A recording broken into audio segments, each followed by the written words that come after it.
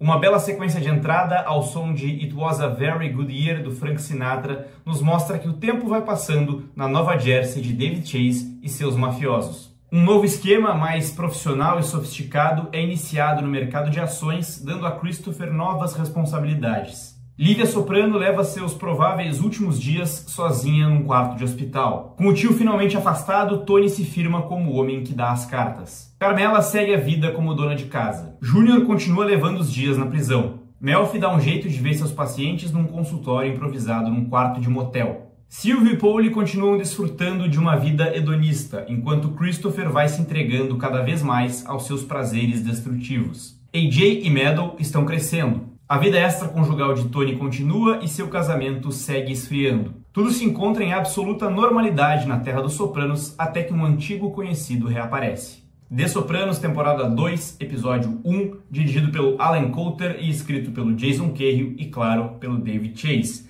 Guy walks into a psychiatrist's office, ou, traduzindo aqui, um cara entra no consultório de um psiquiatra. Ou ainda, como nós vamos chamar aqui, o verdadeiro inimigo.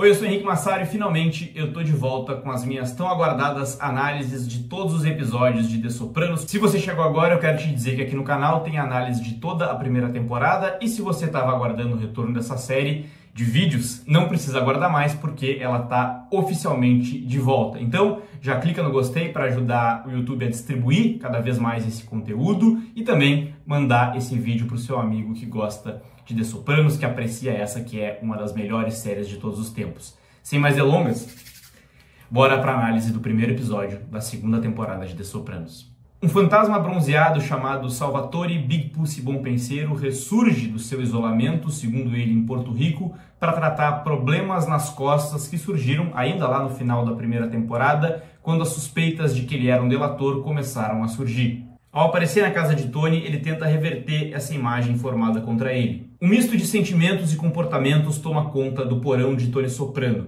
Os homens que lá estão discutindo são, ao mesmo tempo, chefe e subordinado, mas também velhos amigos. Existe raiva no ambiente, mas também desconfiança e até alívio. Das duas partes. Tony cobra o amigo pelo seu desaparecimento e também por falar novamente sobre seu problema nas costas. Abraça-o e tenta selar a paz ao mesmo tempo em que revista ele procurando por escutas. Pussy não deixa barato. Tony é o chefe, mas é também Anthony, como ele faz questão de lembrar, chamando-o pelo seu primeiro nome. Seu velho amigo que, assim como Paulie e Silvio, aparentemente optou por acreditar na palavra de um policial degenerado do que na sua. A estratégia de Pussy é não baixar a guarda mesmo quando ele revela que está ali para pedir algo. Ele quer voltar a trabalhar e arrecadar seu dinheiro. Com as pazes feitas durante uma xícara de café na sala de estar, The Sopranos usa o desaparecimento desse personagem para explicar para ele e para nós o que aconteceu nos últimos meses e no hiato entre a primeira e a segunda temporada. Com Júnior enfrentando problemas na justiça, Tony conseguiu não só se estabelecer de vez no comando, como neutralizar a ameaça criada pela mãe e pelo tio. Philippa Reese, o homem que ficou responsável por tocar os negócios de Júnior, é introduzido e eliminado da série numa mesma cena, logo depois de repetir os rumores que resultaram no atentado contra Tony. Com a mãe no hospital, o tio na cadeia e seus homens silenciados, Tony neutraliza de vez a narrativa de que tentou matar a própria mãe e de que se consultava com uma terapeuta. O fim desses rumores também significa que Melfi não corre mais perigo. Por falar nela, a psiquiatra é outra que vem sentindo na pele os efeitos de ter uma relação com alguém como Tony Soprano. Num modesto quarto de motel, ela recebe seus pacientes e acumula medo e raiva do homem que a obrigou a passar por isso. Numa outra camada do seu inconsciente, no entanto, ela provavelmente convive com a constatação de que nenhum dos pacientes que atende ou atenderá ao longo de toda a sua carreira é tão fascinante quanto Tony Soprano.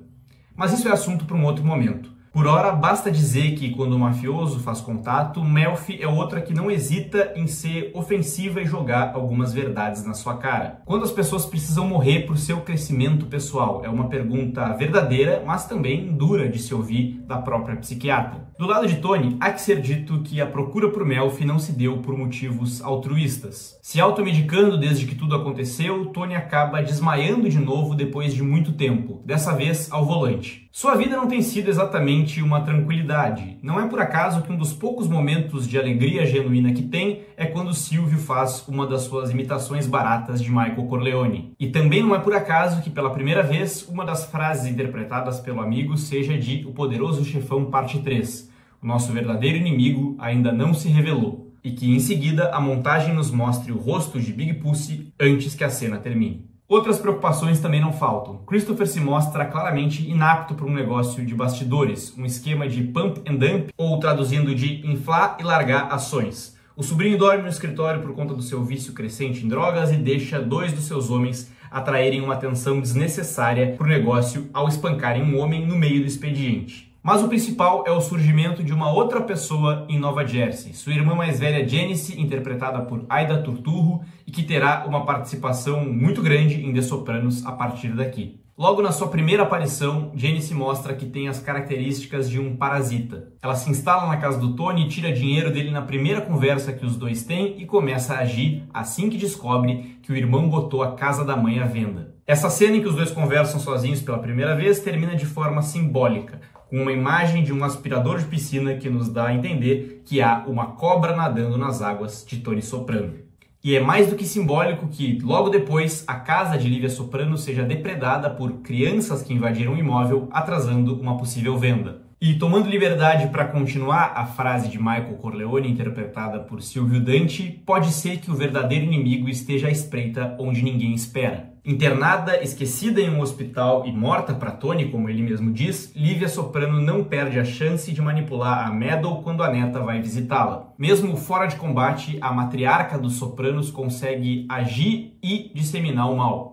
Na primeira aparição dos pais de Carmela, que por sinal só aparecem devido à ausência de Lívia Soprano, sua mãe lhe lembra que a sogra lhe disse no dia do seu casamento que Tony ficaria entediado com ela. É uma frase que volta depois de tantos anos, sem a autora presente, mas que afeta diretamente Carmela Soprano, porque, entre outras coisas, é uma verdade. Lívia é, nesse momento, por assim dizer, o inimigo invisível, porque os outros dois, apesar de ninguém ter percebido, Tony começa a se dar conta de quem são. Primeiro vem a revolta com a irmã que tirou a placa de vende-se da casa da mãe. Mas logo depois, sua ira se volta para o amigo que ressurgiu. À beira da churrasqueira, entre risadas com os amigos, Tony olha com desdém para Big Pussy, numa cena que é desconfortável para dizer o mínimo. Pussy, por sua vez, não recua e ironiza as declarações de Tony para a descontração de todos. Mas um último olhar entre os dois, que é quase de cumplicidade, deixa claro o que está acontecendo ali. Tony parece saber a verdade, Pussy parece saber que Tony sabe a verdade.